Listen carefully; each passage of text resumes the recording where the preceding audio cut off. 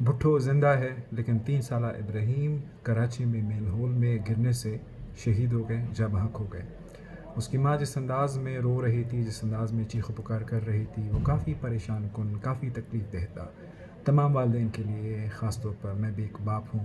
اور اسی ایج میں میرا بچہ ہے۔ میں سوچ نہیں سکتا، میں آپ کو بتا نہیں سکتا کہ کتنا وہ زیادہ ڈسٹربنگ اور کتنا زیادہ وہ تکلیف دہ مرحلہ تھا۔ برکف 2025 میں ایک میٹروپولیٹن سٹی میں، جس کے بارے میں اس کا میئر کہہ رہا ہے کہ وہ لندن، نیو یارک اس سے بھی بہتر جو ہے وہ مختلف حوالوں سے ہے، ایسے افسوسناک واقعات بہت زیادہ پریشان کن ہے، ناقابل قبول ہونے چاہیے اور اس حوالے سے عوام کا غم و غصہ بجا ہے۔ تاہم ہمیں معاشرے میں رہتے ہوئے جس کی جو رسپانسبلٹی بنتی ہے، اسے ان کو بغیر ان کو انوالو کیے، ان کی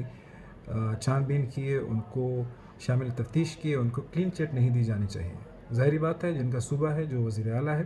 پھر جو میئر ہے، وہ سب سے زیادہ ذمہ دار ہیں، لیکن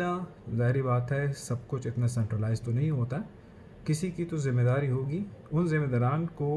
کٹہرے میں لانا چاہیے اور انہیں معاف نہیں کرنا چاہیے، سارا غصہ جو ہے وہ 2 بندوں پہ نہیں نکالنا چاہیے۔